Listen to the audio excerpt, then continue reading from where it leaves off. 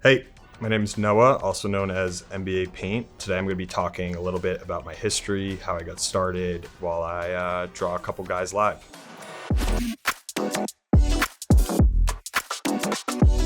So kind of to kick off where it all started, I think it was the finals between the Lakers and Miami Heat. Me and my friends were in a group chat and we would send each other a ton of really dumb memes. And I decided that it'd be fun to start drawing and recreating scenes live as we watched the game in MS Paint, because it was the easiest way to make really bad art. And that's kind of something I've always been obsessed with, especially with doodling. I've always kind of never taken anything really seriously. So started hammering these out and sending them to the group chat, and we had a ton of fun with it. So I decided to start throwing them up on Twitter. One of the first pieces that I did was this piece of Aaron Baines that I sent over to the unofficial Aaron Baines fan club.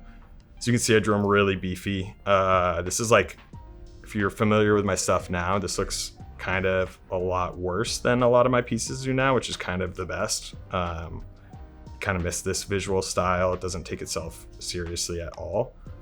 You can see he's super jacked. It's kind of to scale. His muscles actually look like that. I'm gonna make him look a little cleaner.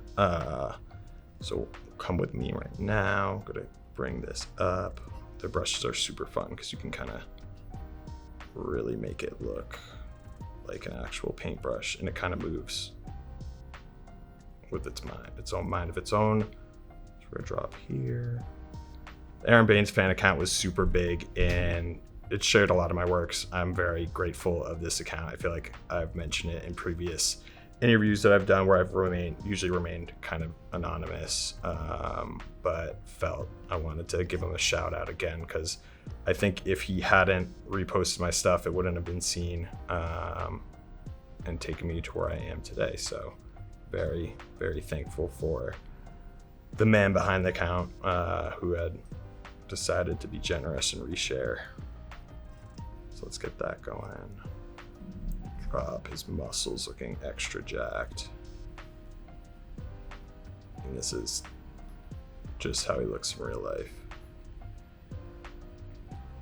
And after a couple of these like initial ones did well with Aaron Baines, I feel like this was pre-NBA Twitter where there was no like muse accounts. They were pretty much all called like unofficial fan clubs. I would DM a bunch of these accounts to do fun drawings, and I felt like I'd followed them, been on Twitter for probably like 5-6 years, just not posting at all. So this was kind of my first time also jumping into posting content, and it felt cool to like work with these accounts that I'd been, people call it like, I don't want to say SHIT, but posts accounts, and I felt like it was nice to kind of work with these accounts that I've been following for a while. So I feel like people give them a lot of flack, but they're super engaged with the community, and they're pretty vital for, keeping an NBA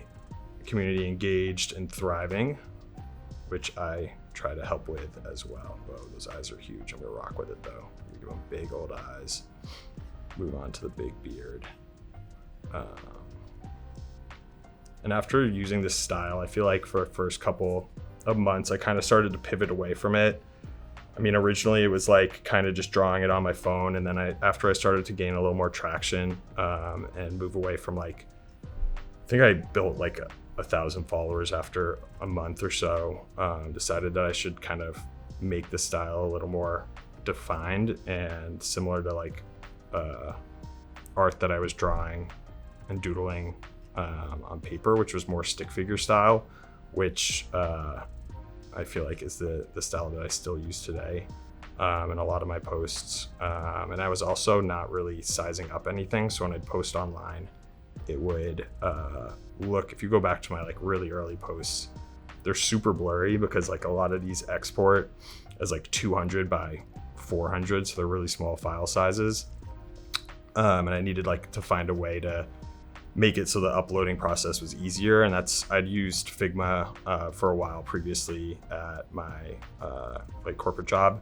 and known it was like a really good tool for exporting vectors and sizing up files. So I'd use it predominantly just for like dropping in images and sizing them up, and they would come out just looking a lot more crisp, which was super important because like a lot of the pieces that I was making to make those like edges really sharp and look like you were like actually on MS Paint itself was like a style I wanted to incorporate.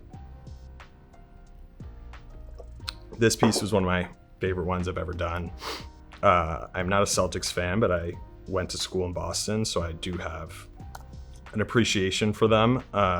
And Tatum's always been a player that I've really admired. And so drawing him as a potato was kind of a homage to my love for potatoes and my love for Tatum, and just kind of made a lot of sense. So Jayson Tatum was born. I think this is like easily everyone's that follows my accounts one of their favorites. A lot of the times I meet people who have known about my account, they'll bring it up.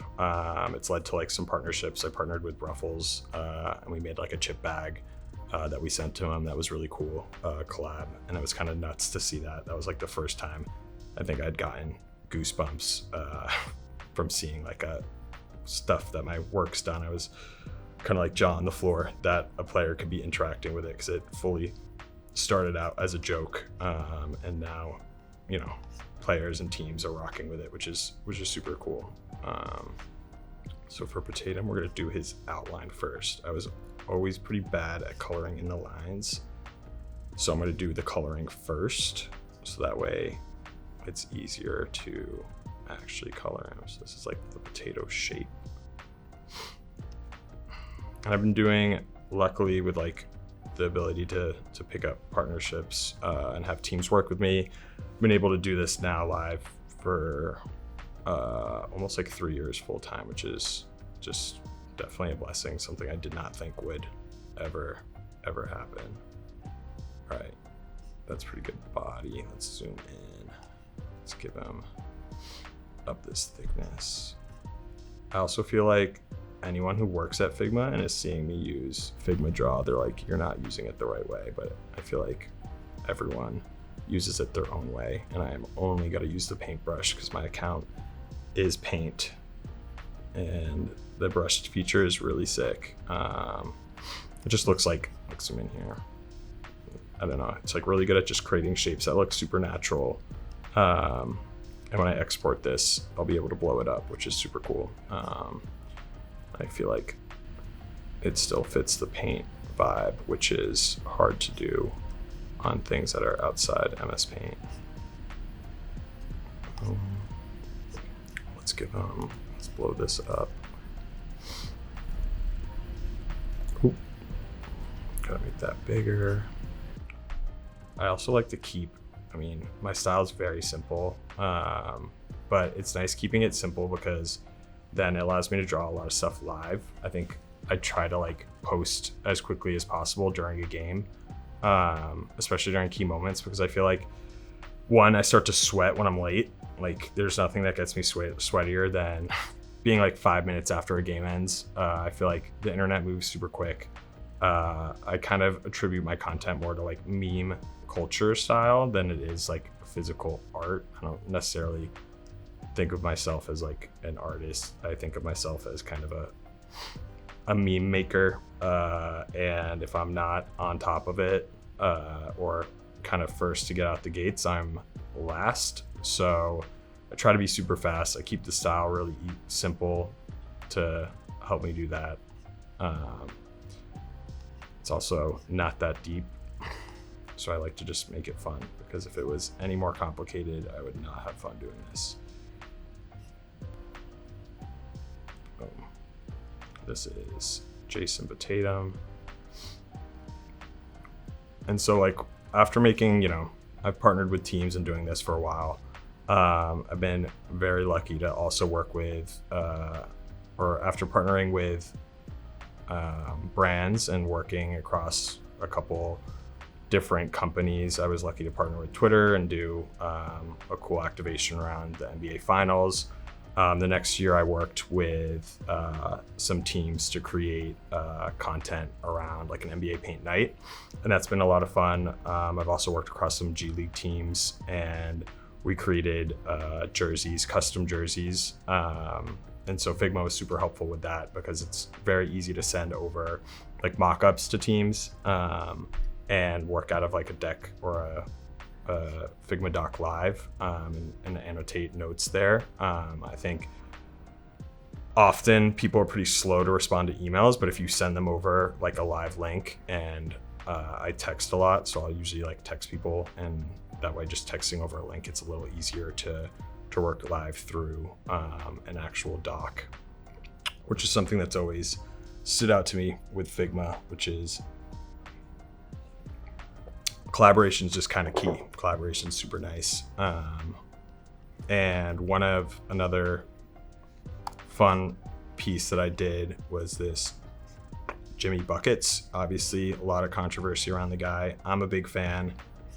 I think him going to the Warriors was a really cool move. I'm in SF right now, so I'm gonna not draw him in his Miami bucket. I'm gonna give him that Warriors fit. So we're gonna do a nice blue.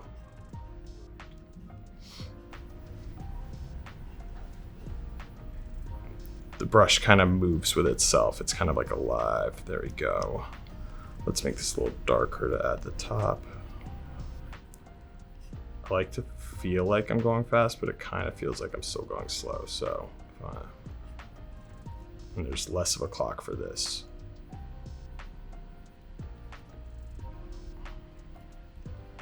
So add the lid top. I'm gonna use, it's really nice since it's vector, you can just really zoom in. Doesn't lose any quality. That way I can make the logo for the Warriors. I've always been very bad at figuring out player numbers off the top of my head. I think he's 10 on the Warriors. I'm pretty sure he was 22 when he was with the Heat. Changes around a lot. I get a lot of flack for posting. I feel like I mess up Aaron Gordon and LeBron James's number all the time.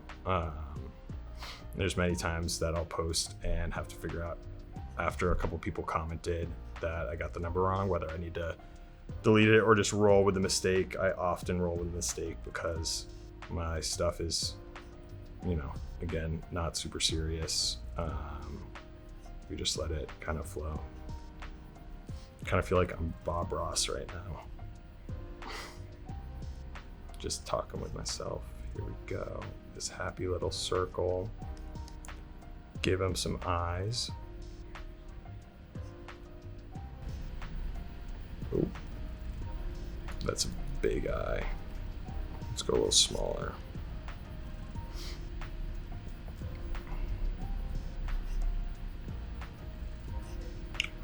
Draw his legs.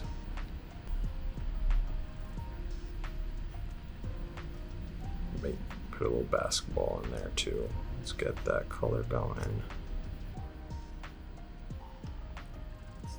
Another thing that's pretty cool that's really helped me with Figma in particular, with sizing up my drawings, is that it's allowed me to like size things up so I can get them printed on merch, which has been super helpful. I've had been lucky enough to have a few athletes reach out about wearing merch that I can post here off the top of my head, like Jalen Brunson, Cade Cunningham, Derek White have all worn some of my stuff, which is that seeing that live is like, doesn't feel real. It's super humbling. I mean, it's like, I don't think when I started making this account that people would like it enough to do that, let alone the people that I was drawing. So anytime I see that, I kind of lose it. It is the highest praise I think I can get, again, because this stuff is pretty silly, so it's always cool to see that. And there he is. There's a new cool Jimmy Buckets in the Warriors bucket color. He's looking good. Looks actually pretty sweet. I might export that one. And here's another one of my favorites. This is Bobby Portis. This piece specifically was great. I used it as like the centerpiece for a Bucks night that I did with the Milwaukee Bucks. And I think Bobby Portis has like commented or retweeted it back in the past. That's always like super funny. I think this one is also another one of my greatest hits. I don't think I'll ever top this design. I think it just like his eyes and expression are really good. It looks like he kind of just saw a ghost. And I'm going to first start off with his body. Let's use this color. Let's use up the brush size. Doing the paint nights is also something that's been really cool that's come out of this. Very stressful to do. I feel like I'm doing a lot of drawings. I mean, most of my drawings I do anyway are live, but it's never like, it's usually 1 or 2 per game if I'm doing it on my own, versus at these nights I'm doing like 5 to 6 plus live, which is a lot during a quick game, and trying to make them all relevant, and also work across, you know, a larger social team.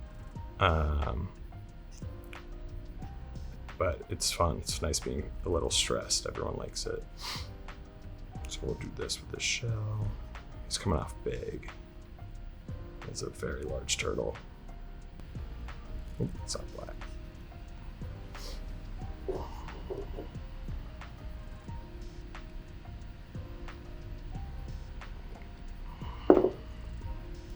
Boom. I like the pencil tool a lot. It's like kind of soothing to use after using the paintbrush because it kind of soothes out your line or smooths out your line. So things look pretty crisp and also gets that angle, which is kind of sweet. I feel like it's like assisting my usually pretty shaky design, drawing with a trackpad on my computer, which I feel like people often think is kind of crazy, but I like it. But it often leads my lines looking pretty janky. But right now they feel super smooth, which I will take. Like that looks good. That headband. Gonna make his eyes become pretty expressive. Yeah, that is crazy. Those are big. Ooh. Boom.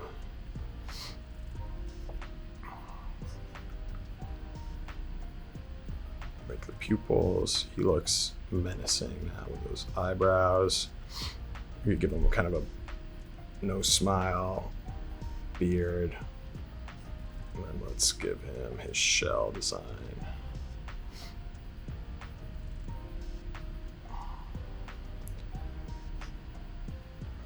All right, Bucks up here. Boom.